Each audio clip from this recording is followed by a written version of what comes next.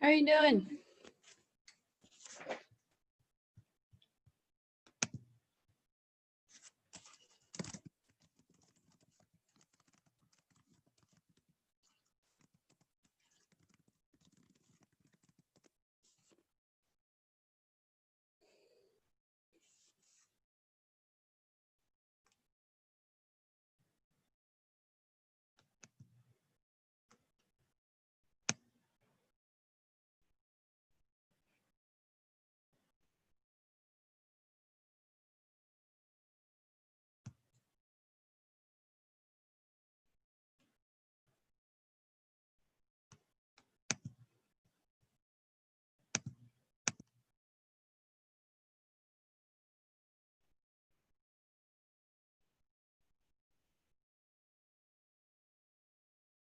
We'll start in 5 minutes, so just gonna wait for everybody to get on.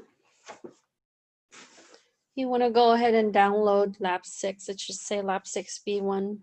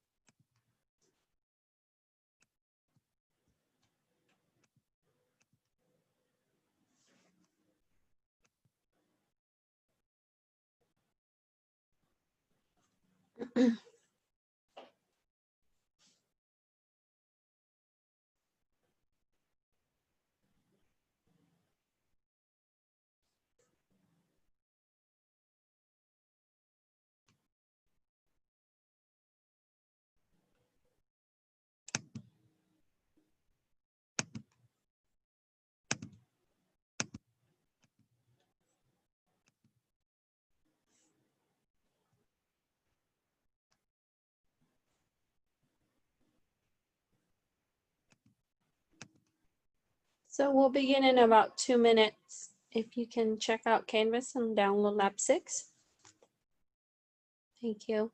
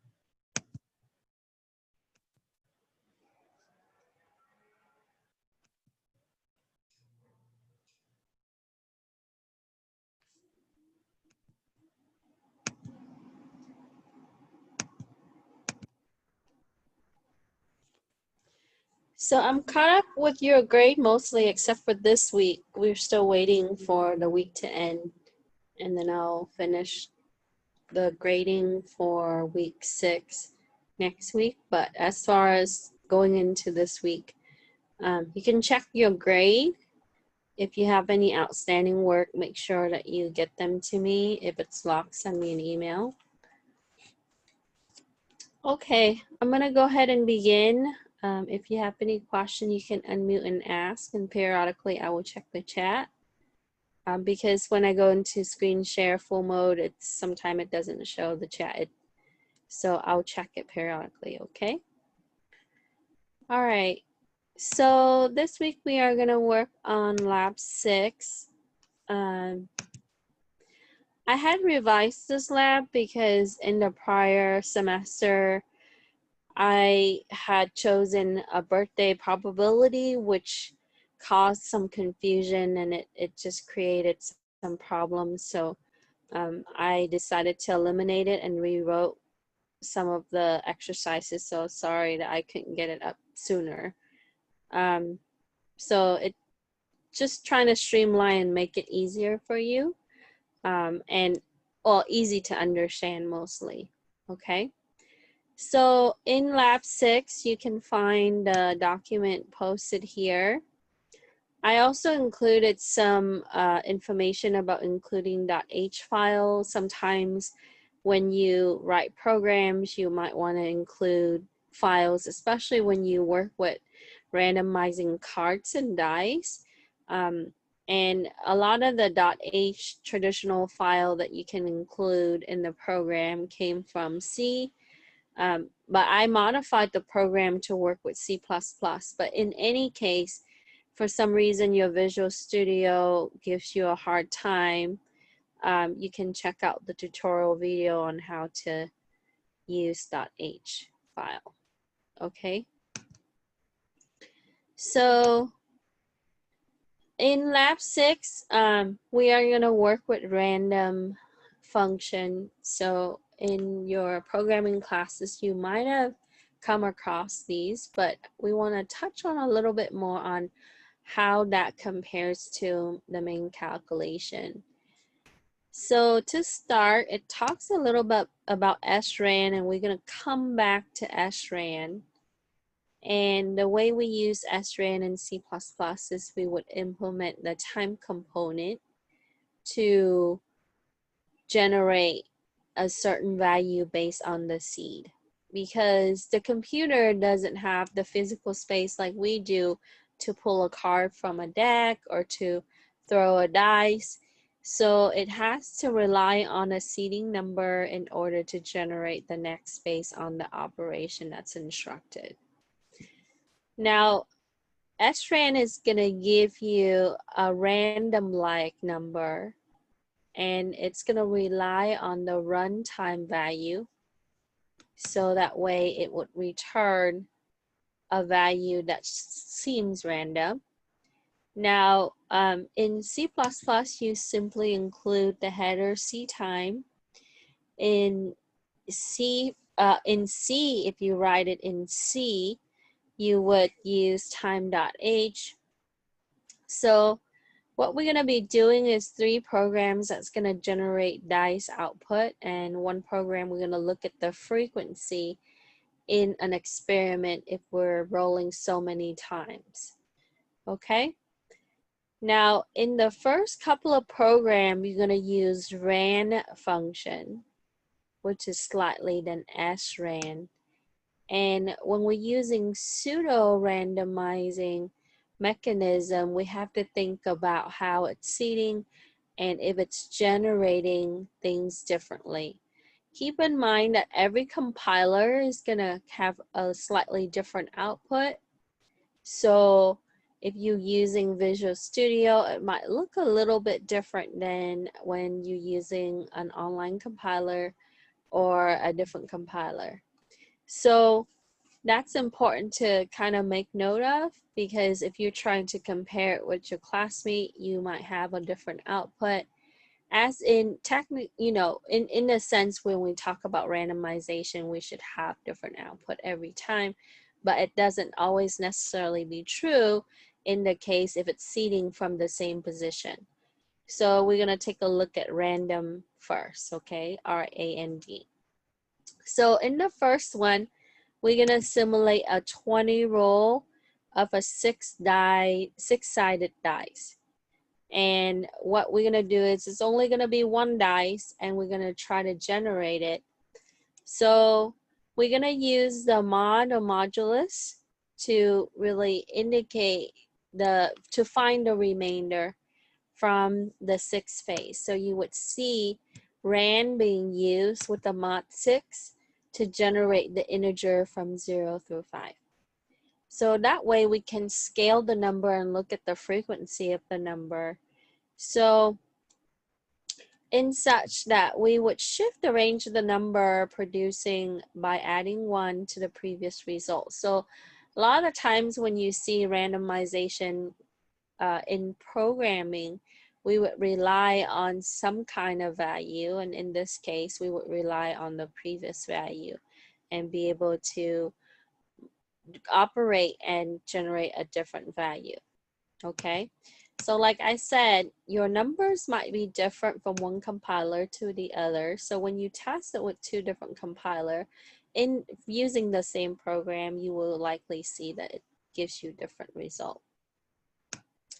So in example 1, this is a very simple program.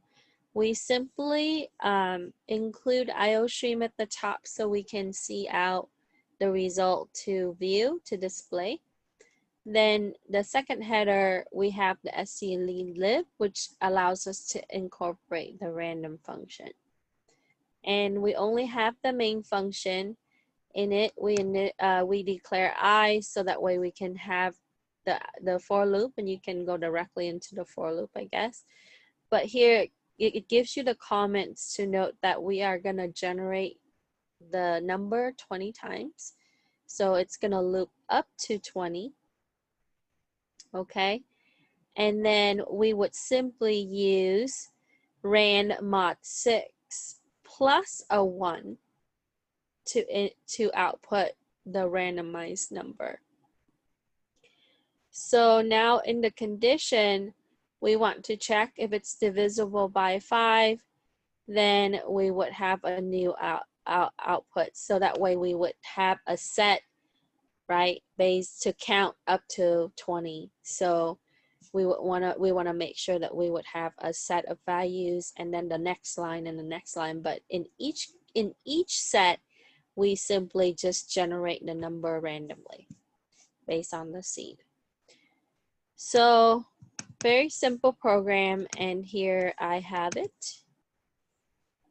Okay, so when we run this, what we see is that it's going to give me 5 numbers on each line, like what we had stated with the condition. And we would see that it generates the number that seems to be random. Okay, now let's say I run it again, right? And notice the last one is 51155 on mine, right? And I would continue to get the same result each time. Okay, so as you can see, with this particular way, how we create this program, you don't really truly have random, because if you do, you would have different outcome every single time. So we're seeding at the same position, therefore we would get the same result continuously. So for the first task is to input the program into your IDE and run the program, and if you like, you can run it a couple of times and see what the output would be. Then we would take a screen capture, and then we would do some calculation and comparison and evaluation. Okay, so we simply use a loop to generate 20 times, and we use the random, and we want to mod 6 because there's 6 phase to the dice. And then the if condition here just control how your display would be, as in it would generate 5 numbers and then it's going to drop it to the next line for the next 5 numbers. So run your program.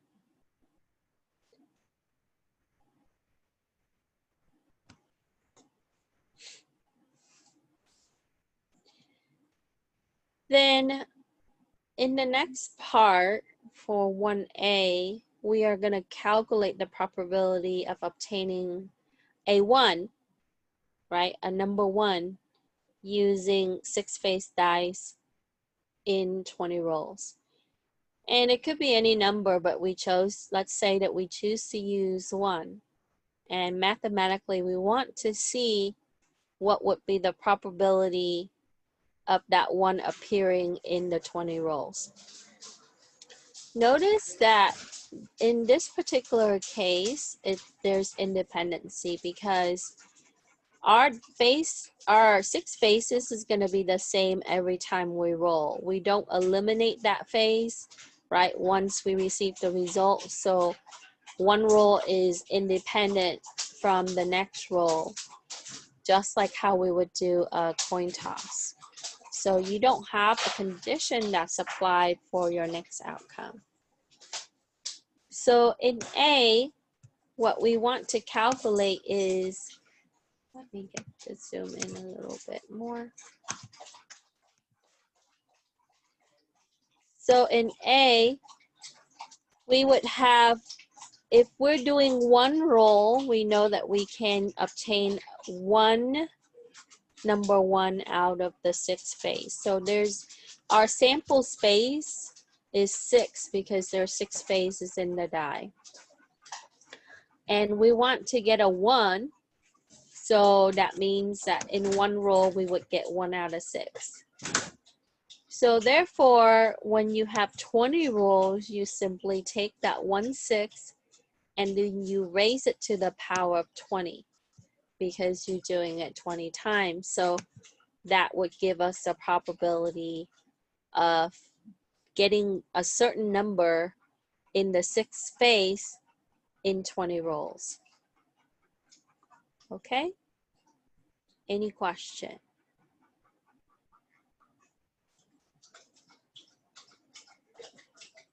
So if I was to ask, what's the probability of obtaining a 2, right, in the 20 rolls for our 6-face dice? Then it would be the same. It will be 1/6 to the power of 20. What's the probability of obtaining a 5, right? It will be 1/6 raised to the power of 20. Now, if we're looking at the probability of the other numbers, that's not the one that's not included in our choice.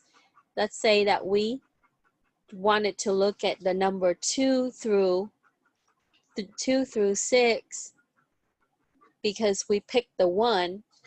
Then what we do is we would do the calculation. So you would take a 1, which is 6/6, minus 1/6, which give you 5/6, and then you raise it to the power of 20. So that will be the probability of obtaining any other number out that's not a 1. Okay? Because it's 20 rolls and we raise it to the power of 20. So if you're calculating for 5 rolls or 3 rolls, then you would raise it to those values.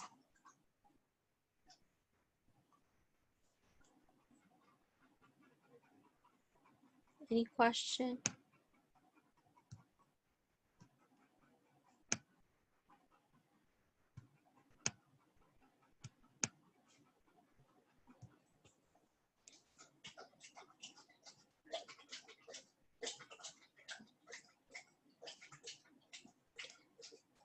Okay. So I can see here that this one is pretty easy.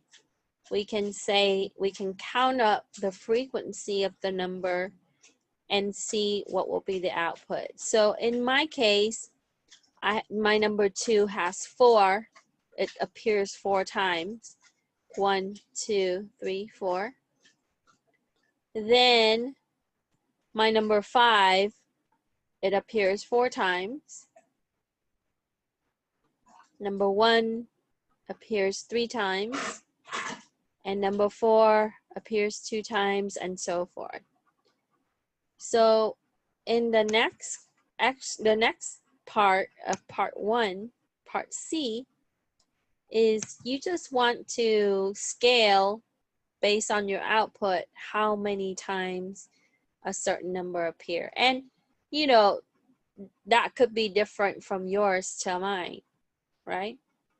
As we would use different compiler because it relies on the runtime to see. So what you would have is, so in my case, 2 appears 4 times, right? My 1 appears also 4 times. And then my 5 appears 3 times. My 6 appears 2 times, and so forth. So you can count up the scale of the frequency based on the output.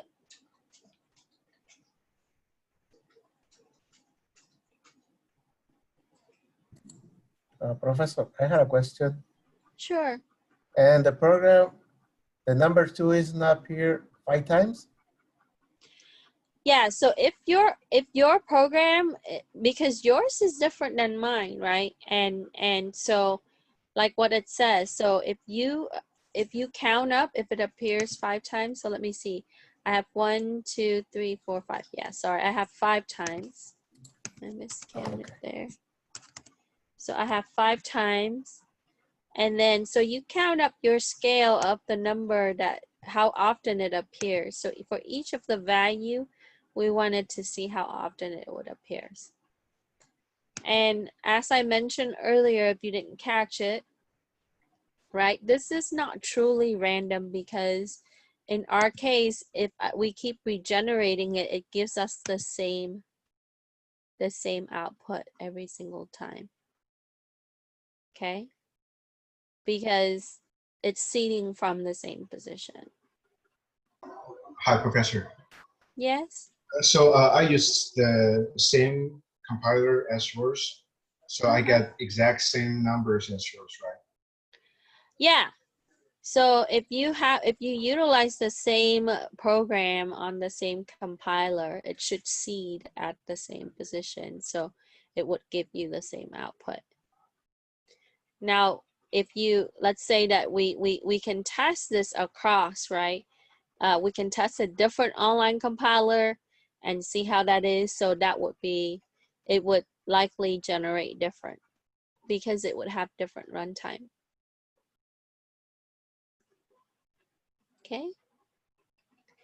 Now this is using. I got the same out. Yeah, you're supposed to get, if you're using, are you using Visual Studio?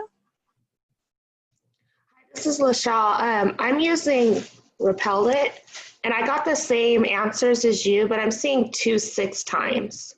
So I'm just wondering if I did something wrong. No, so you 6 has 2. And then 2 And the 6 number times 2. 1, 2, 3, 4, 5. I have, oh yeah, I do have 6. I missed this one. So I do have 6. Yeah, so you got 2 on the first line, 2 on the second line, right? 2 on the third line. So you should get 6. That's correct. Okay, thank you. You're welcome. So if you're using REPL.it like mine, right, you will likely get the same result as mine. But if you're using Visual Studio, you will likely get slightly different output. Or if you're using a different compiler.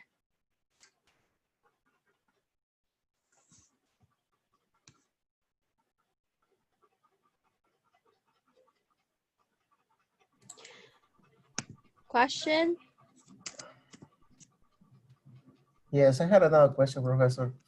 In my compiler, the result I have 1, 2, 3, 5 lines, and I see in your compiler have only 4 lines.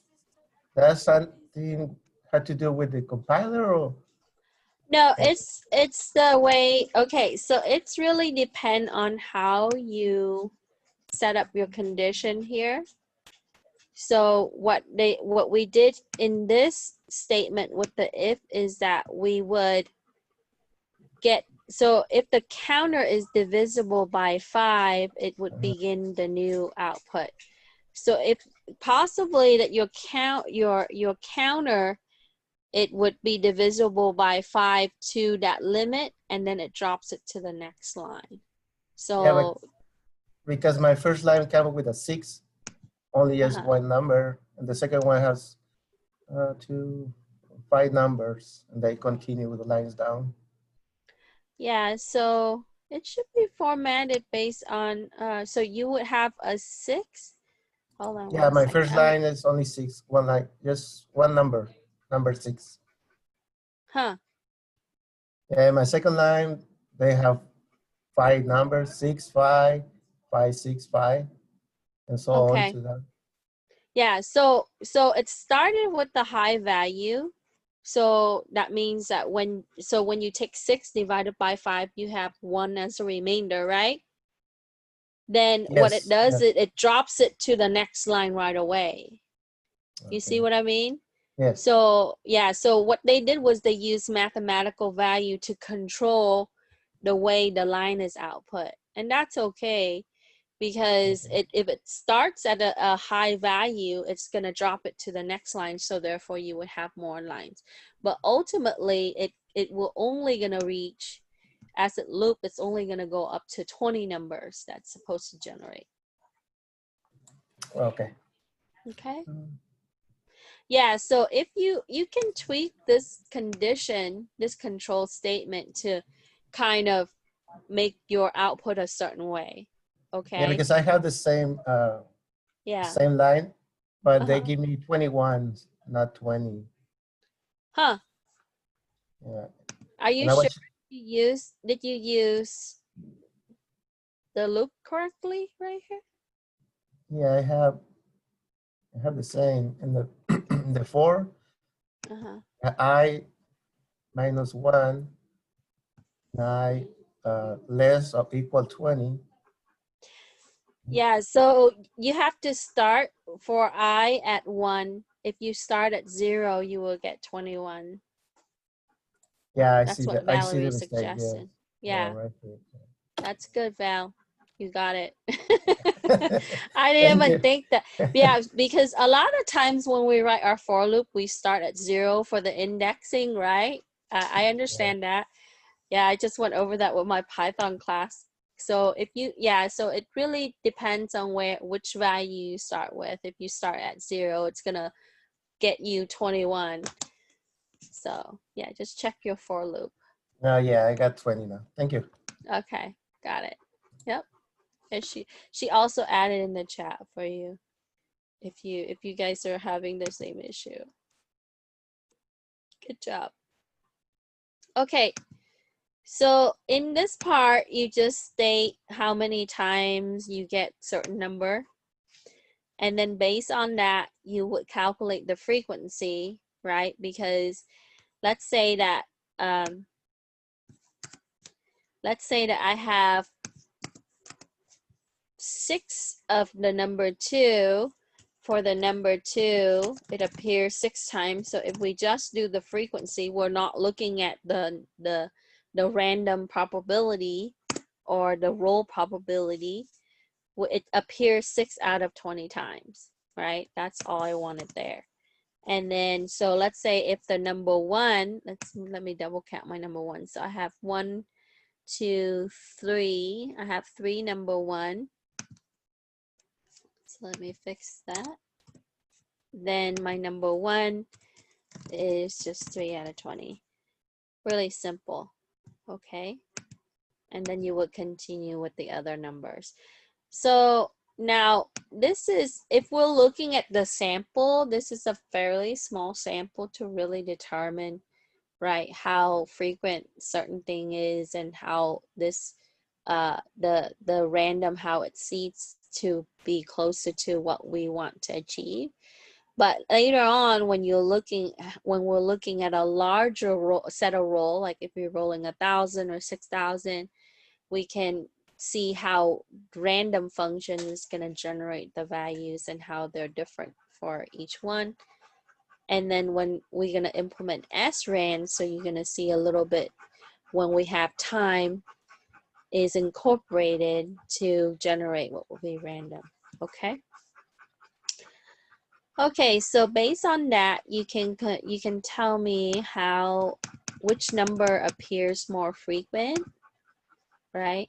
So let's say if number 2 is the most frequent, or if it's tied with another number, right? We can say 2 is most frequent or has highest frequency.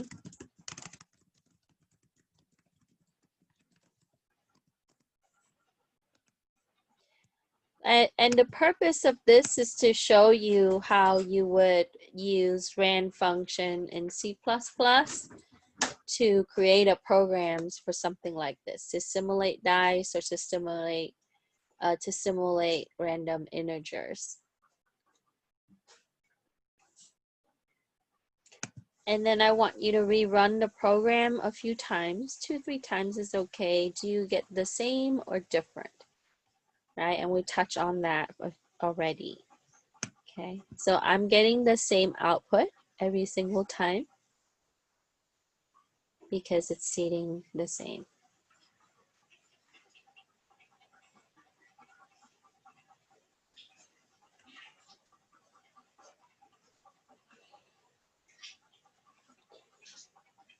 Then next, we only have 3 programs to do. Just each one has a little bit more questions on this one. On the next part, we simply, after you did answer all the questions up to F, then what you're going to do is you're going to change up the mod 6 to mod 8. So let's say that if we're using 8 phase instead of 6 phase dice, right? And we wanted to see if it's, thank you, if it's actually getting some different output. It should, okay?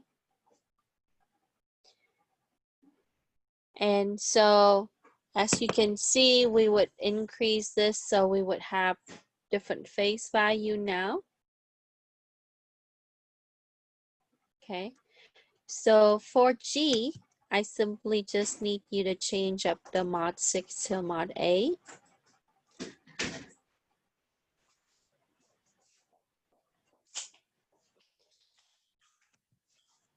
I'm at line 10. I think I erased something or added something there. Oh yeah, I did add something, so line 10. And then you're gonna rerun the program, take a screen capture. So once I modify it to mod 8 here in line 10, then what I have is I have different value including, it shows me that now it goes up to number 8 phase.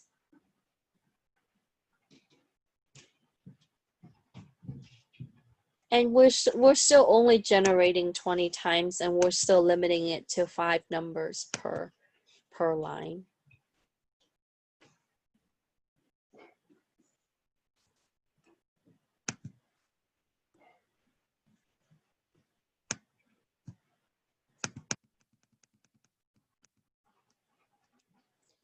So again, just make note of how often each number appear in the 20 rolls.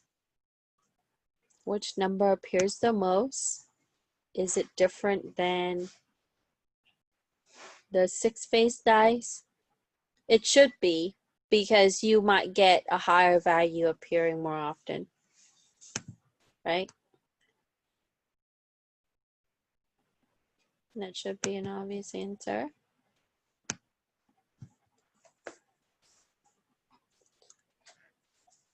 So once I change it to 8, I note the frequency or the scale of my numbers as an output.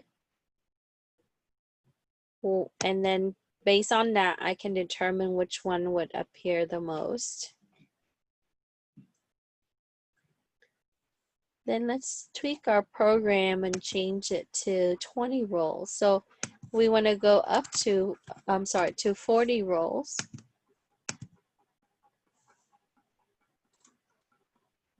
Okay.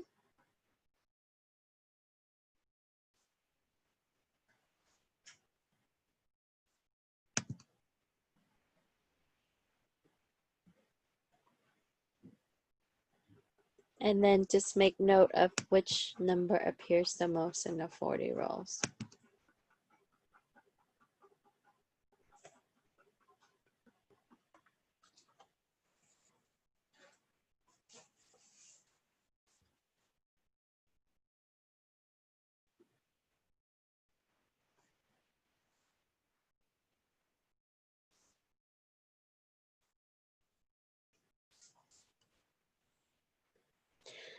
Now, you don't necessarily have to seed it this way. You might be building program to generate random number like integers, and you can seed it a different way. You can have it start at a certain value and then go from there. It all depends on your goal, the objective of your program, right? What are you trying to do? And in this case, I wanted to keep it simple, right? We want to use a simple program so that way visibly you can see the functionality of the random function within main. Okay.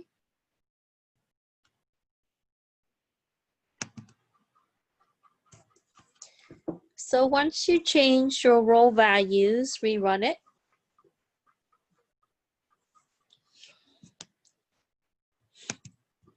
Just make note of the frequency in that.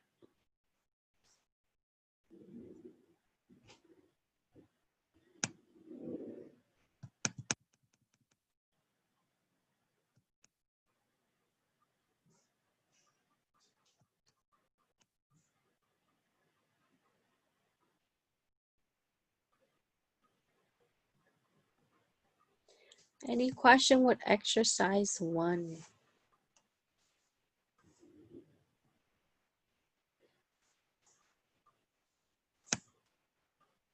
Okay, I have a question. sure.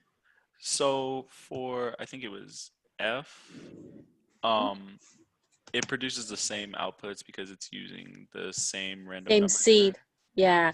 Okay.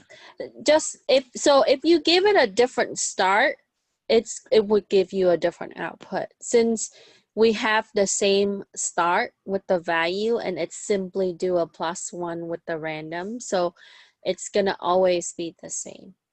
If that's the same compiler you run it on. Now you take the same program and you use a different compiler, it's gonna give you different output. Okay. But if you rerun it, it's the same. Yeah. All right, thank you. So, but later on, the third program, you're gonna see that it's gonna give you different ones.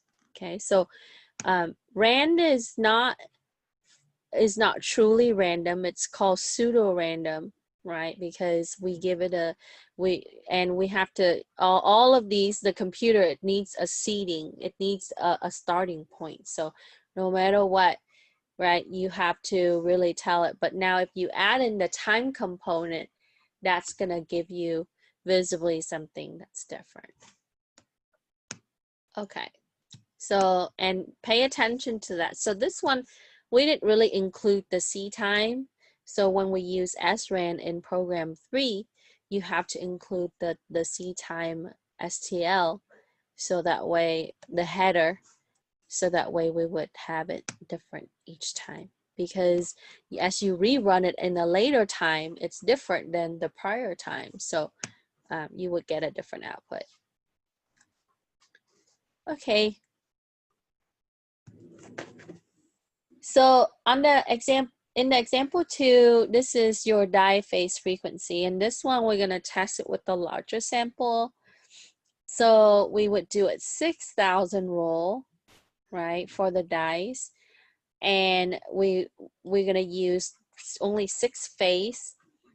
So what we want to do is the output is going to be approximately in the range of 1,000. So this program is a little bit different. Sorry, it's kind of blurry. I tried to capture the whole program in my REPL. And often when you're looking at C++ program for something like this, or card decks, or you know, for some like a dice game or a frequency in dice, you're gonna see that they would use switch case, okay, to generate like different pool of cards or different dice throw. So again, we have IOStream at the top for CL, stdlib for rand, and in our main, we simply declare these and initialize them as 0 just to hold the value. So you have frequency 1, 2, 3, 4, 5, 6, and they're all integers as type. So we're just holding numbers.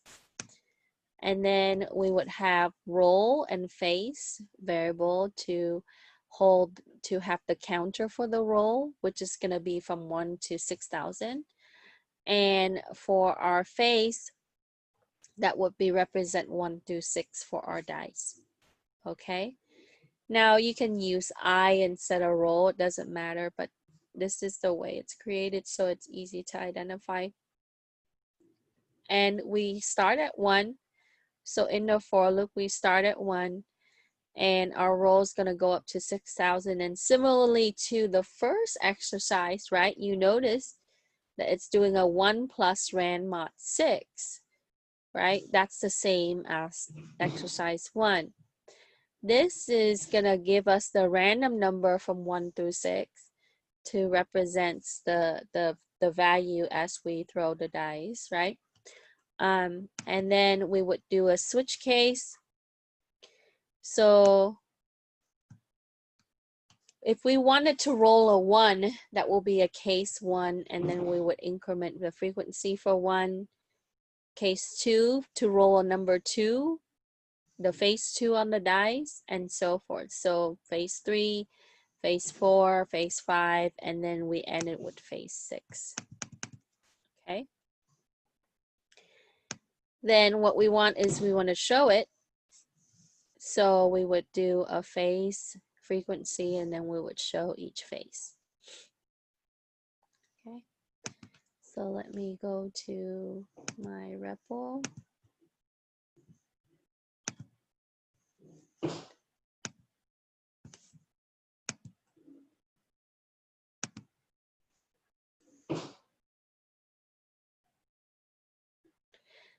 So when we run this,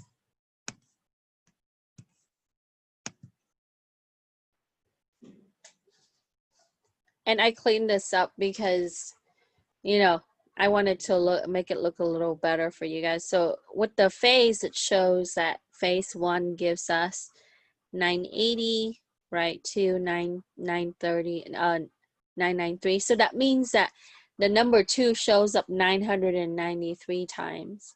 The number 1 shows up 980 times. So it counted it for you, and so forth. So we get approximately 1,000, close to 1,000, a little under, a little over. Okay. So this one, instead of showing the number, it counted it for you. Okay. So once we input that into our IDE and run it, take a screen capture. I want you to rerun the program a few times to see if it's giving you the different results or the same. Okay. So just like before, we already know the answer to that one based on exercise 1, right? Looking at inside the for loop here, looking at the random function on how it's used. Okay, there's no incorporation of time. So, and it's the same every single time using the same compiler. So I'm getting the same result.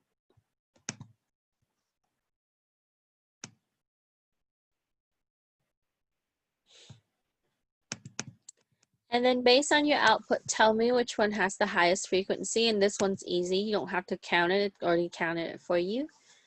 So I'm using REPL, and the highest one I have is phase 3. Okay, that gives me 1030.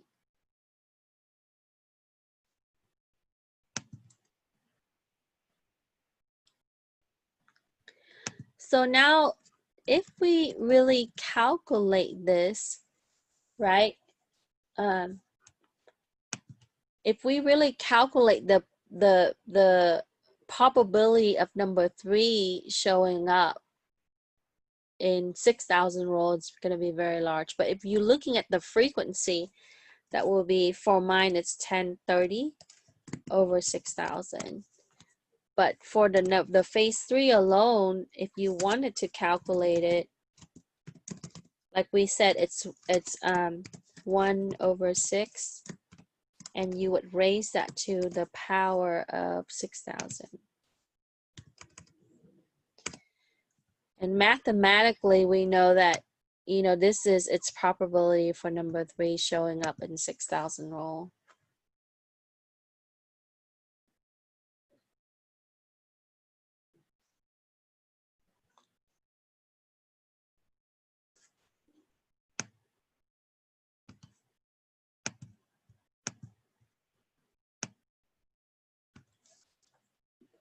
Okay.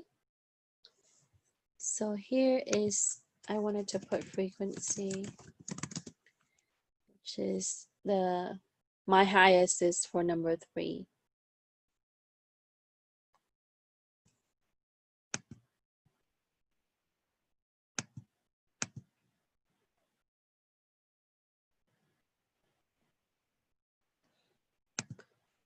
So yes, Antonio said it. We need to put the frequency. The output is the frequency. How often that shows up, okay, based on the program that we wrote. So pick the one that has the highest value, and then on the next one, pick the one that has the lowest value. So my lowest one is the phase 1, which is 980.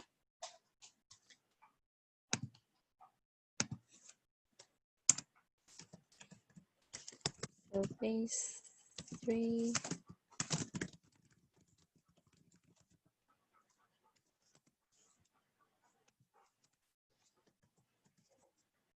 Okay. And then the lowest frequency I have is the phase 1.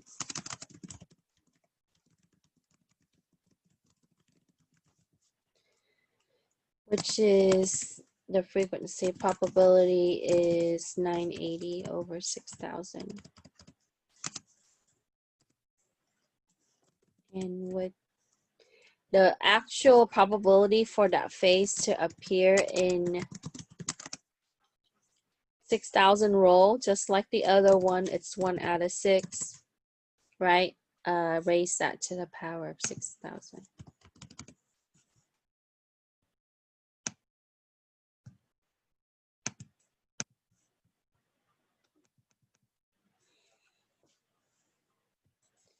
Any question?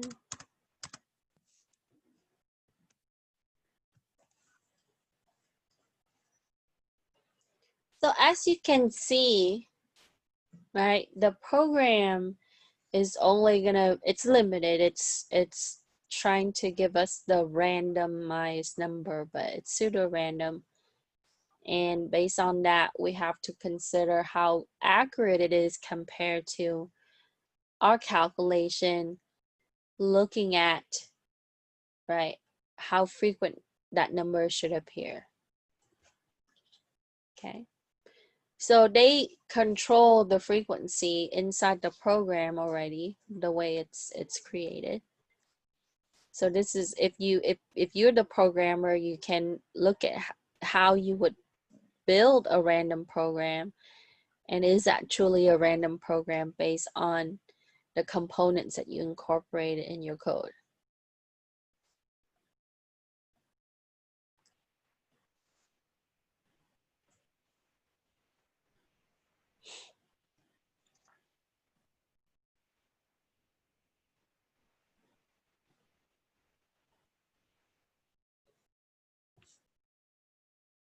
Question?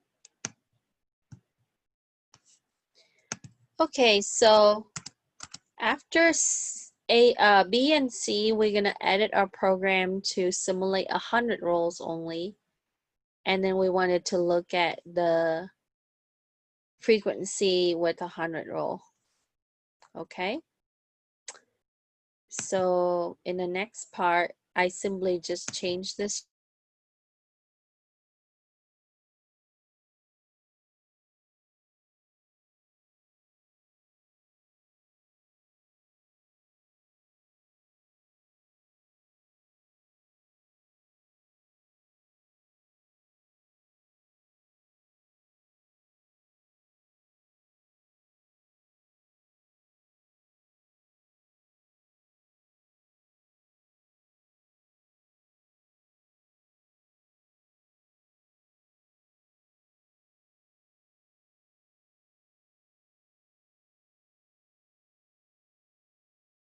Sorry, I'm getting drop off from Zoom.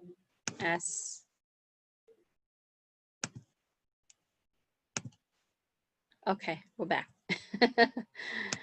Trying to run, oh goodness.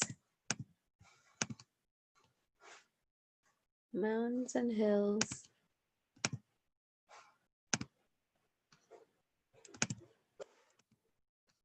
Okay. So in part D, we simply modify our for loop here, and we're gonna go up to 100 to look at the frequency. And then based on this, I have 3 has the highest frequency. And then I have 5 and 6 is about the same. So that will be the least.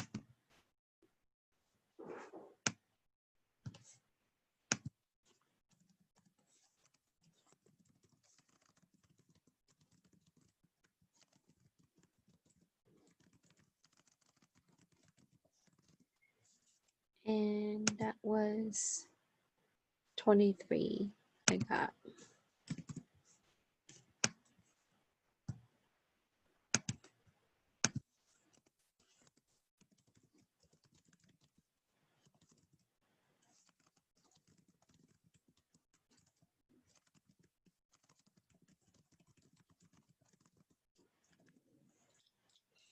So based on my output, I only get 12 for 5 and 6. Okay. Now, if we look at this from a probability standpoint, right? If it's only frequency, that will be 23 out of 100 and 23 out of 100. But if we're looking at it from a probability of that phase being generated based on the sample size, that would be 1/6. Raise that to the 100. And the same thing for 5 or 6.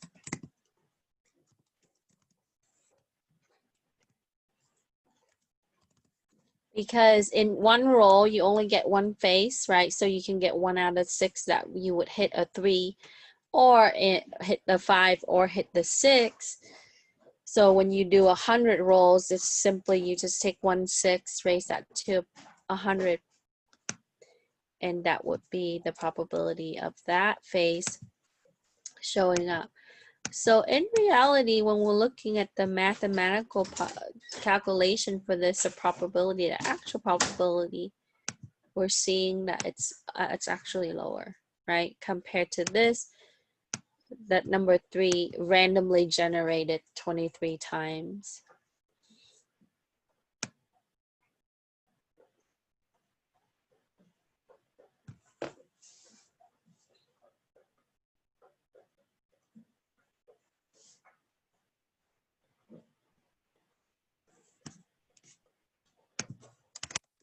Sorry, wrong. Question? Let me check chat real quick, see.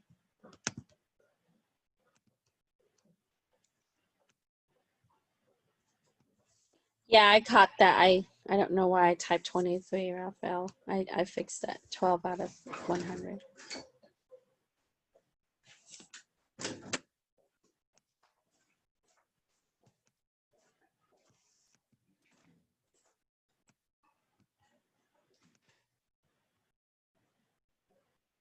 Okay. Any question?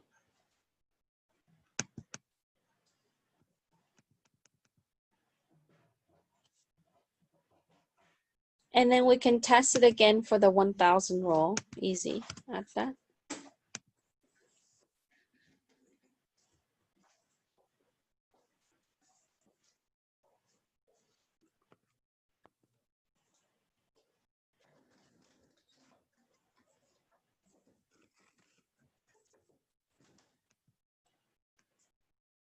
So again, we can note, right, what the result would be for the 1000 rule, your highest and lowest frequency. What would you suspect as the probability compared to the calculation? So what we would say here, my lowest one on this one would be the 150, which is phase 2. And then my highest one would be phase 3.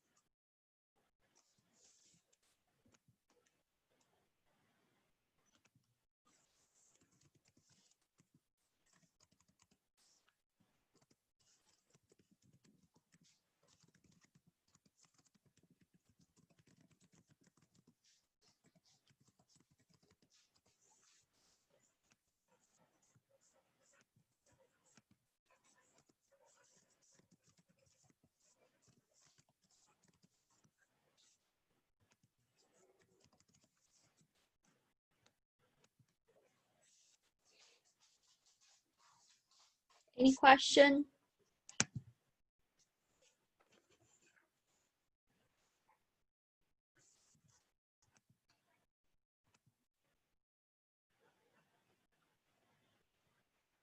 Oh, you're right. Thank you, phase 4. 181. Thanks, Eric.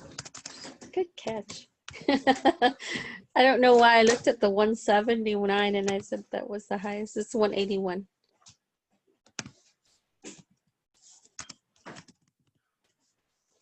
And it would be the same, right, for either phase when you're looking at the actual calculation. It's going to be 1/6/1000. Now, if we compare that, you know, if you compare one phase to 5 other phases, so that will be not generated, then you can raise that to 1000, 5, 6 to the 1000 as well. Okay. Let's see. So for part F, evaluate the results from exercise 1 and 2. Describe the similarities and the difference in the result on the use of RAND, right? What general observation do you draw about RAND from exercise 1 and 2?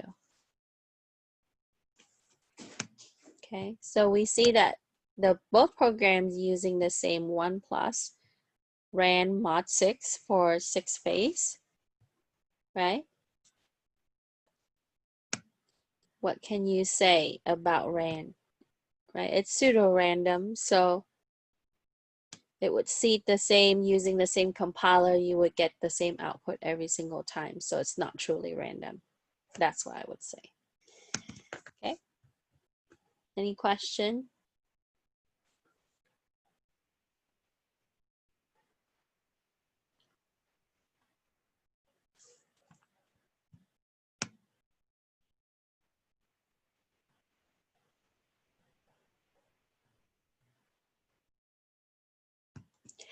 And if you can also refer to the next part, it gives you some clue to answer F as well. It says, in the previous exercise, exercise 2, Rand generates pseudorandom numbers. Calling rand repeatedly produces a sequence of number that appears to be random. However, the sequence repeats itself each time the program is executed. So that way, it says that this can help you debug your program that uses rand function.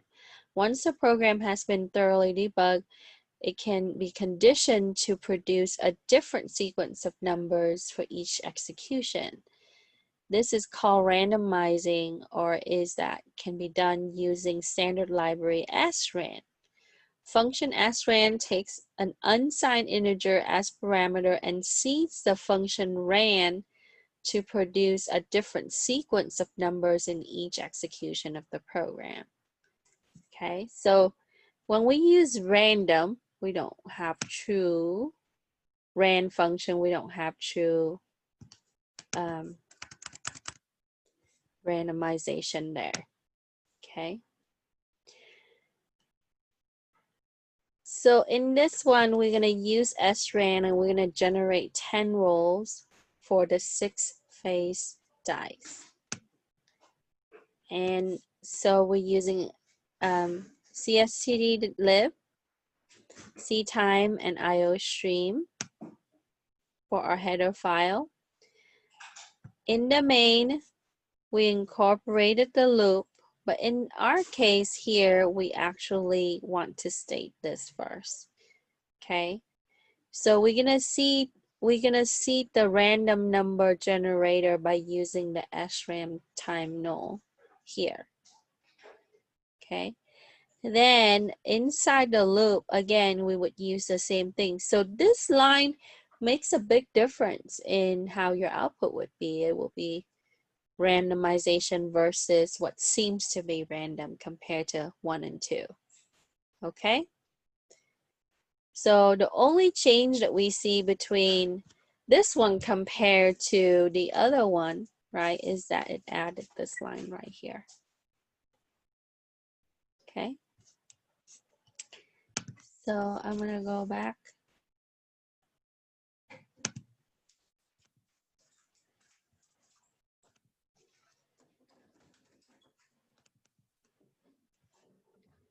Let's see. Oh.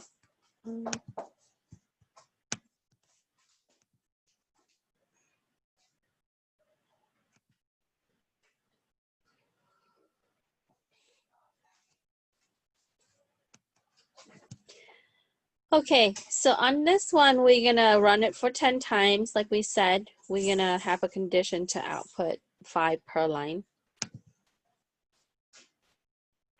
Okay.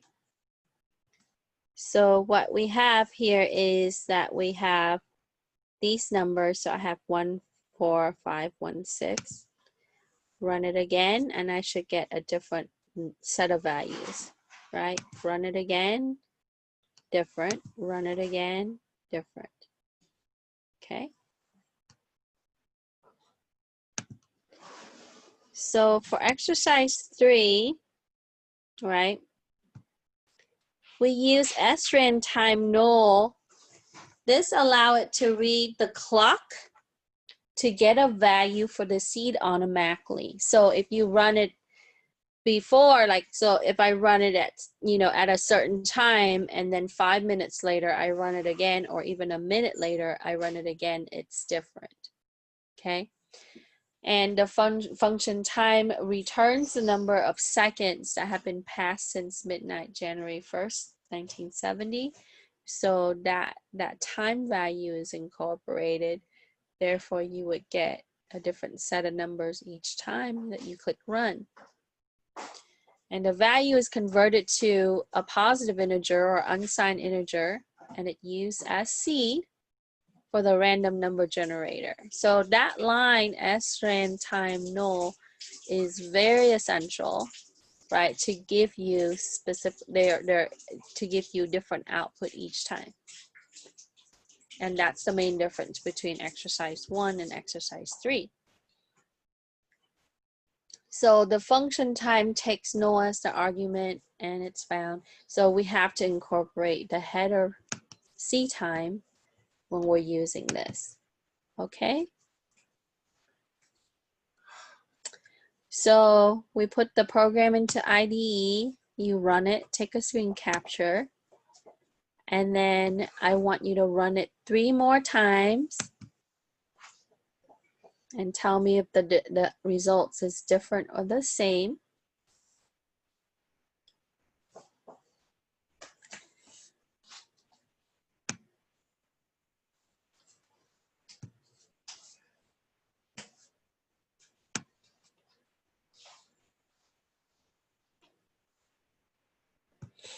Now to calculate the phase 6, if we're only looking at phase 6, that's one out of the 6 phases, right? And we've done this so many times already because they're all independent of each other. We're gonna raise it to 10.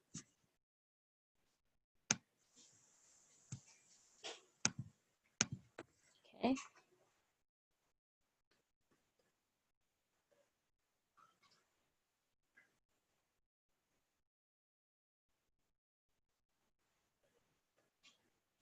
So then once you have this, then you just identify based on your last roll, and it could be different each time, of course, right?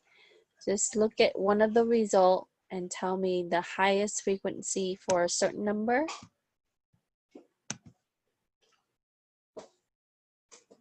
And the probability with the 10 rolls. Does it matter what goes inside the time parameter? I've seen it. Yeah, so 0 or null is fine. You can use either one. You can use it with the 0, Carlos.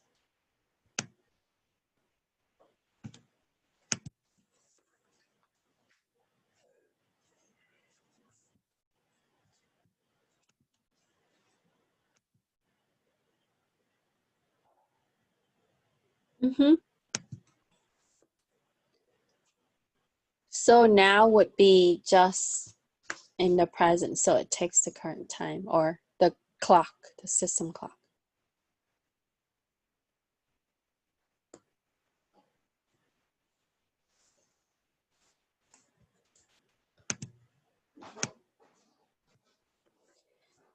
So on the last part, we just check for the highest and the lowest frequency, determine the probability of the 10 rolls, right, for C and D.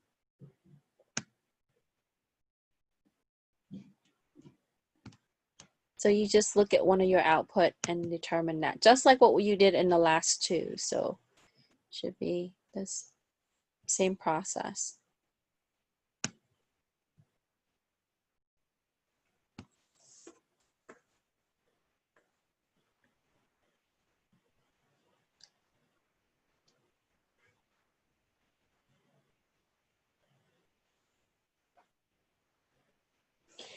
Now I'm going to switch it up like what it asked me to do. So we're going to change the loop and have it loop 20 times. Right? It should give me more, of course, because we generate 20 times versus 10 times.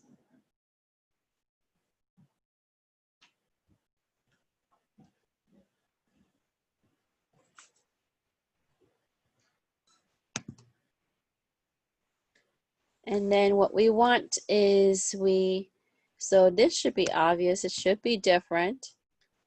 Your highest frequency based on 20 rolls, the lowest frequency based on 20 roll.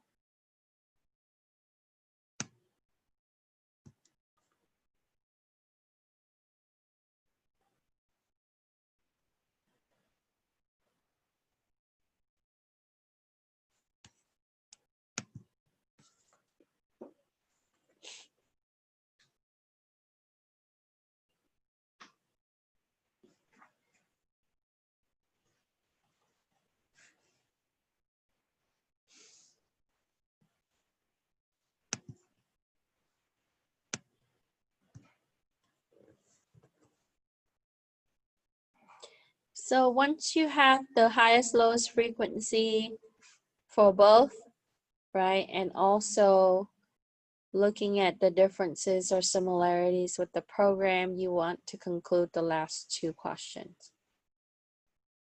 Compare the result between 10 roles and 20 roles. Note and explain the differences or similarities. Are they specifically different? On this one, you should get different values each time, right? It's giving you random, so you would have differences throughout.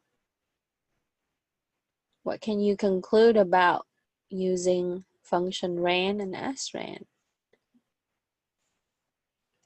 So if you use rand without the srand in your program, right, you would get what seems to be random, but it would get the same output every time.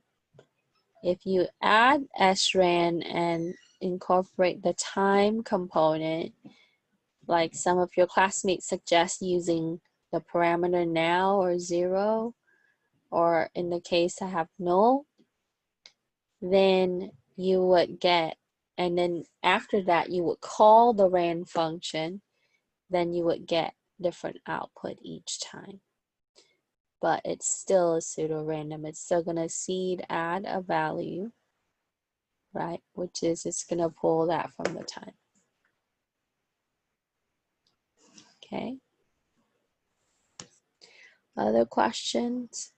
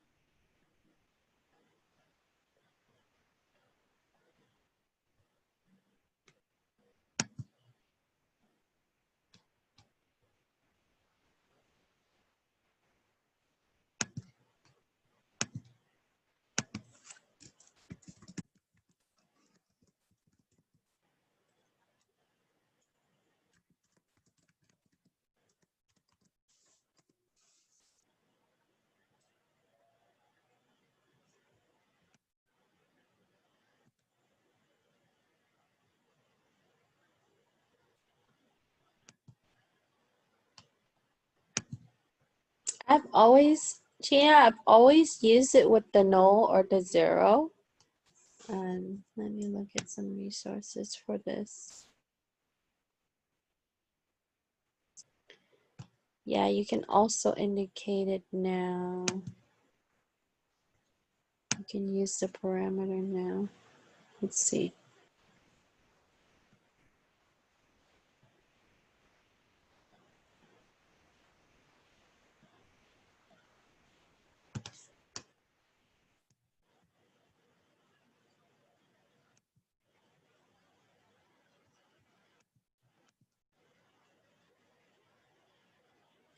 You have to use 0 or now. Yeah, you have to, if you indicate now, you have to say what now contain. It would initialize at 0, so you have to assign it as an identifier. So yeah, I would just use null 0. Okay. Other questions?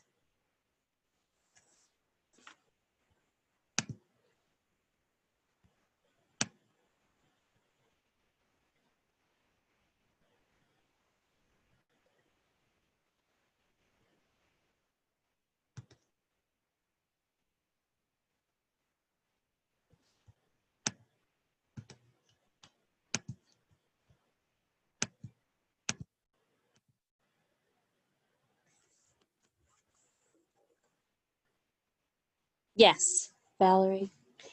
So our highest and lowest value would be pointed to the face value, for face number, like 2, 1. Mhm.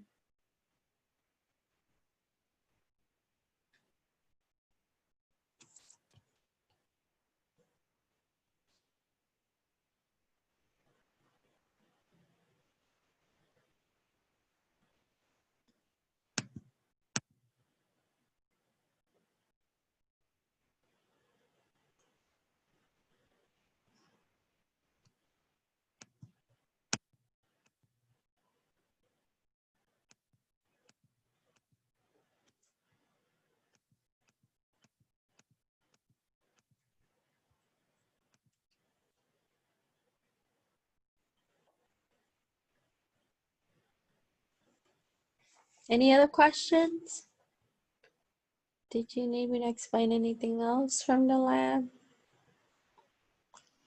I'm trying to figure it on my own, but on the second part of the lab, but the second program that we're doing, you know how like it says you have to roll and it goes greater 6,000?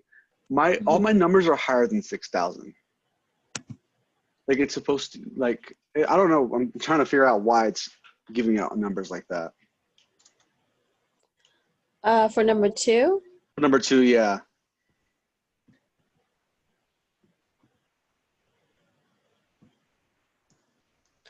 Okay, so are you modding 6,000 or are you modding 6? Right here. I'm modding 6,000. 6. 6 for 6 phase. Uh-huh. Yeah, so you want your phase is going to be 1 plus rand mod 6. And Okay. then you want it to loop up to 6,000. Yeah, but I still get inputs of like 11,000, 21,000. These are my first numbers. Phase 1 is 11,000. Phase 2 is 21,000. Yeah, that's just your frequency of how often that shows up. Mm-hmm. But it's above 6,000, so something is funky. Yeah, I'm looking at it. This is my third time rechecking it because I was like, oh, I already finished typing these before class. So I was like, I couldn't figure out this program why it was doing that. Okay, 1 second. Let me see it. Hold on, okay? Let me get you to share it. I want to see it. Okay, go ahead and let me unshare my screen.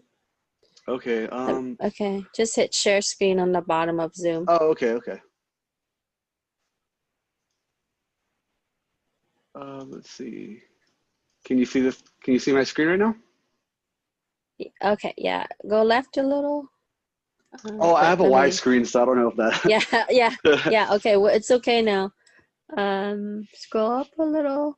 I think we need to look at your loop. Okay, so for rolls up to 6,000 increment roll. Okay, srand.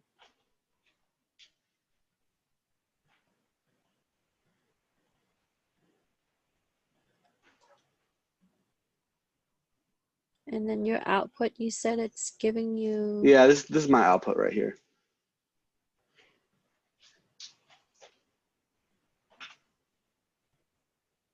$11.03.21.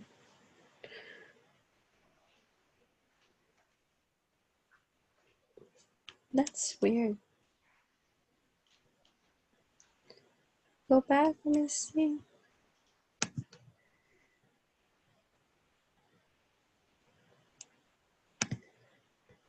Yeah, I do. Let me shrink the chat real quick. Can you pull left a little for us? I'm gonna see if I can mean, pull right. I'm sorry, pull right. pull right. Or, yeah, Oh there no, you go. yeah. Yeah, because I'm seeing just black space. It was okay earlier. You can't scroll right? Yeah, No, there you go. That's good right there. oh, okay. Yeah, you can go up and down, but yeah, so your brake's okay. Go up a little. Scroll down, I'm sorry. Oh, down like this. No, your output is fine. Phase, okay. I think something's, check your, go up. Okay. Start at 1. Increment for phase, interval, frequency. Yeah, something is out of range. Your loop is, everything looks good there. I can copy my coding and you can copy it on your compiler, see if it does the same thing. I can put it into the Yeah, send the CPP. Okay, You yeah. have the CPP, right? Yeah. You can drop it in Zoom right now. Okay. I'll stop sharing my screen then. Okay. I'm trying to figure out how to do this. Yeah, so Carlos said to tell you to look at space. Let me put the space after the face number. Face number. I don't think so, but let me get his CPP and I can see if I can troubleshoot it. Yeah, let's see.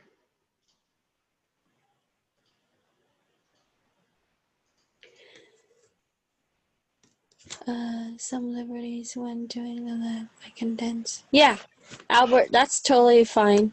I'm fine with that.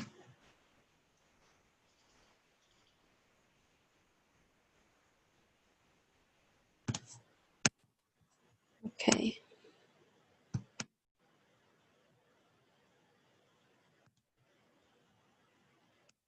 So you can condense the answers if you wish.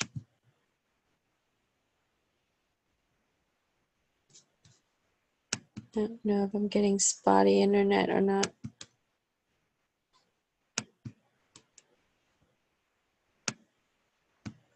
It seems okay right now. Okay. So Mario, when you get a chance, you can drop this in, but if Zoom doesn't allow you to, oh, there it is. Let me see. Sorry, it took me a bit to find it. It's okay. It's okay. Yeah. Let me put it on my desktop.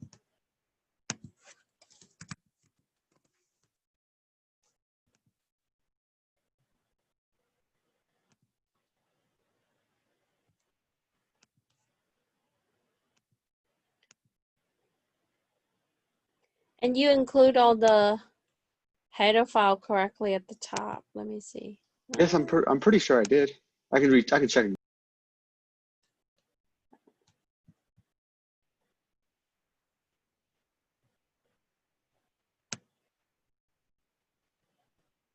You have your face equals 1 inside of the conditions, I think.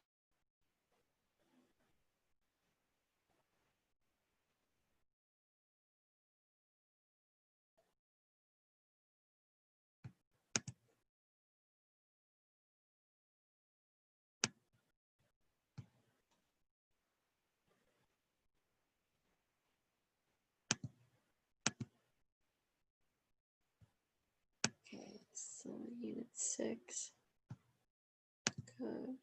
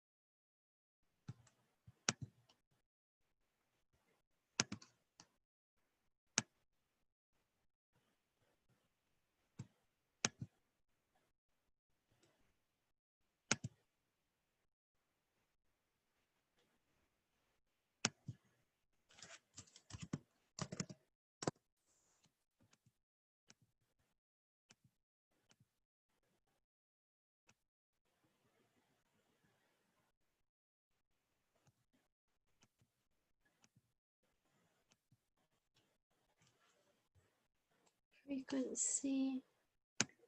Okay, so let me put this up on REPL and see.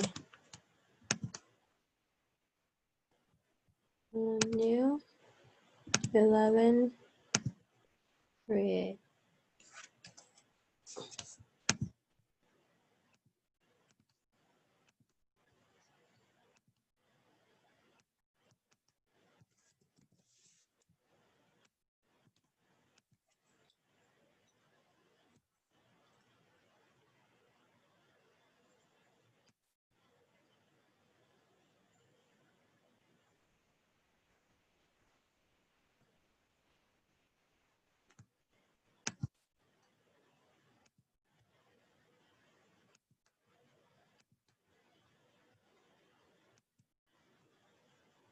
Yeah, so when I ran it, this is what I get. I add so I think our loop is out of range.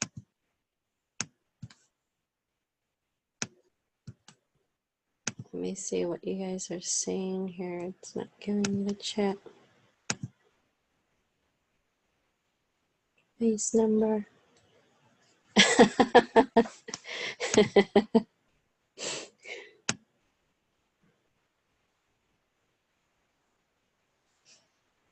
Mario, did you get that? Did you see what they put?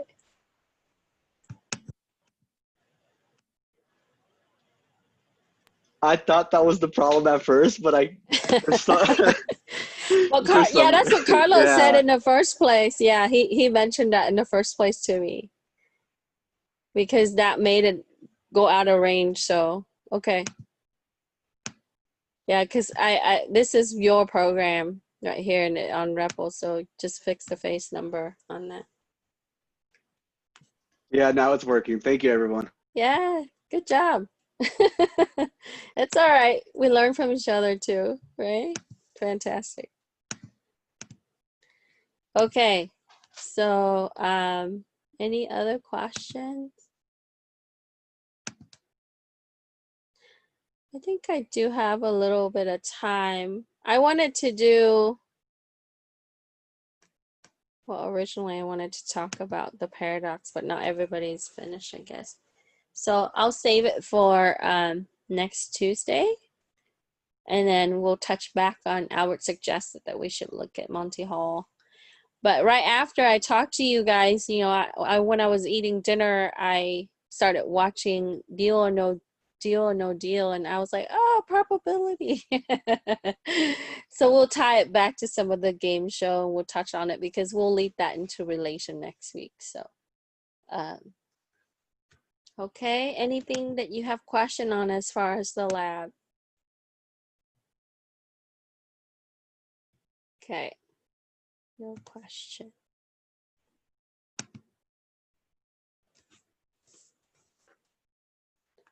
All right, so let's think about what we're gonna be doing.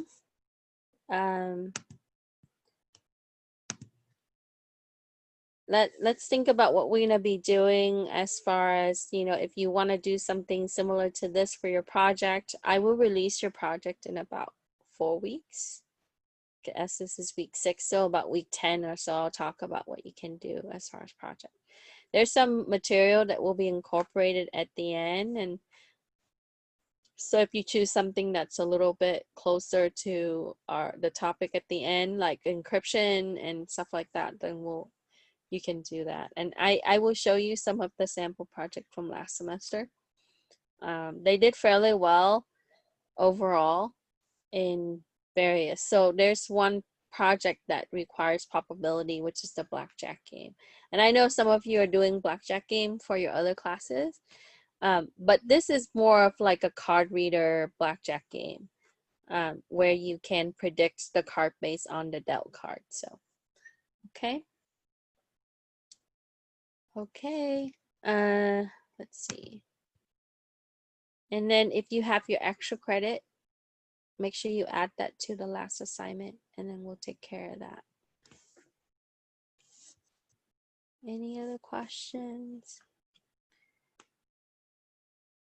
I'll stick on for a little bit in case you want to ask individual questions, but if you finish, have a wonderful night, and then I'll see you on Tuesday. Have a good weekend. Yes, I got you, Antonio. If you want to type your name, you can do so. Thank you. Good night.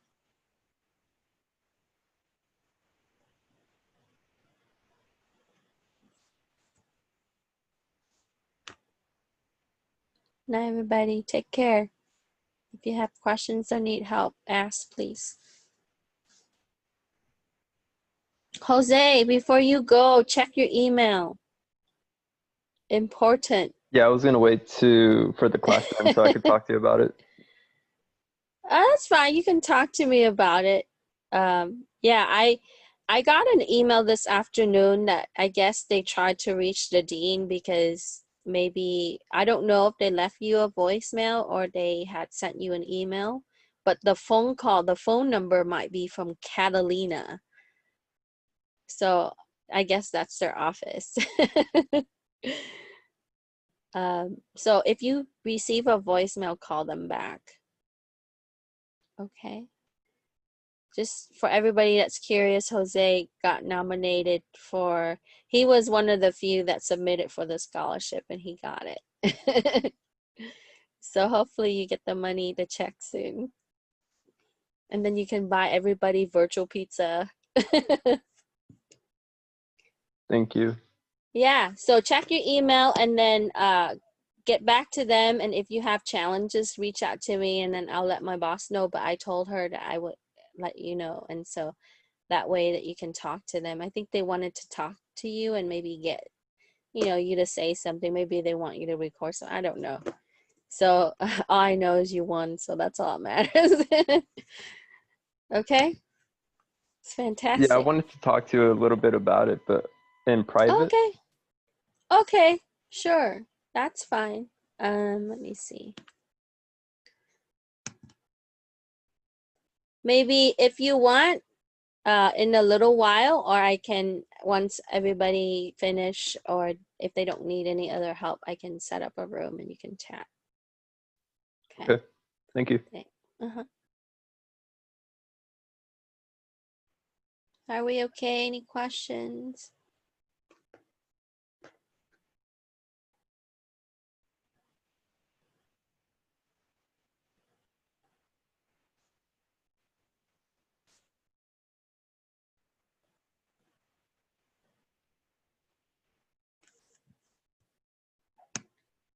Thanks, Professor, for the help.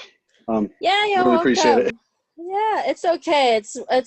They help you actually. I put it up and they saw it. So good job. Thank you.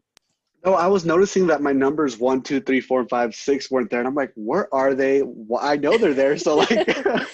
Yeah, it has to be a format issue. So yeah, it's okay. Just syntax. No biggie.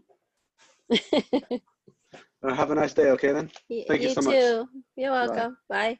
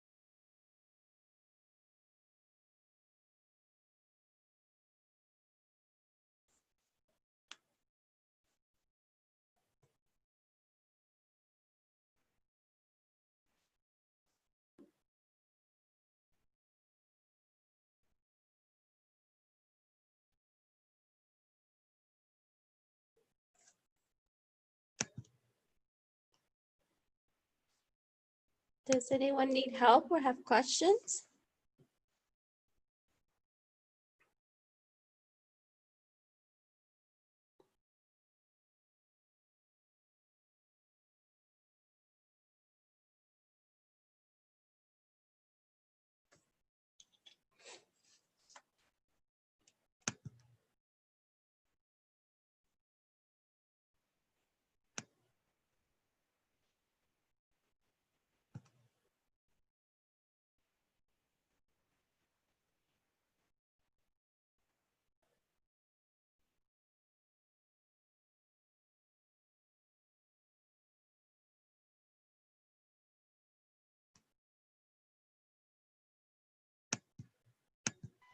Hello, Professor.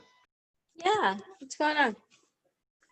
Do you mind if I join back into the Zoom session so I could talk to you privately, like around 7:50? By then, probably you'll be finished. Yeah, wait, hold on. Let me see if I can set up the room. 1 second. Did you need to do something right now? No, I was just so I could exit the Zoom session because there's other students too waiting or something, I think. Oh no, they're just working on stuff right now. So, but I can, let me see here.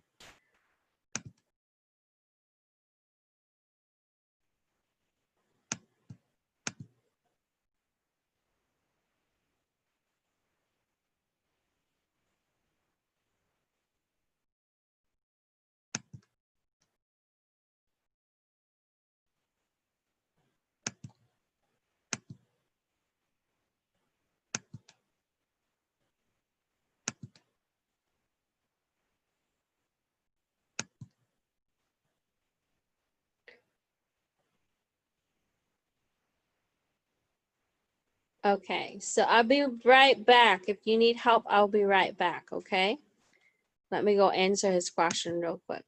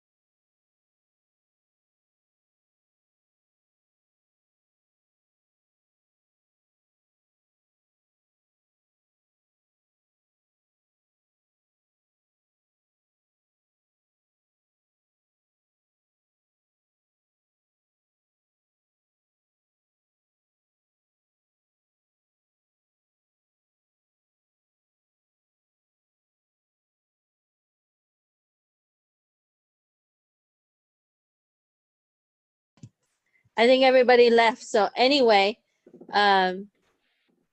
so I think just give it a shot. It's a good company to go for. So, you know, if you just be What does it realistic. exactly mean by because it sounds to me if I do the application, it's almost like me going for a job there. Yeah, well, Is that kind of what you mean yeah. by that? Well, what they're saying is what it does is it's gonna pre-screen you for them, right? Mhm. Like they initially invest now and they wanted to see down the line. It's maybe you can get a fellowship from them or something in that case. Yeah, you are connected to them now, which is good The because class is that's still what you want. recording. It's fine. Oh, okay. Yeah, let me stop it.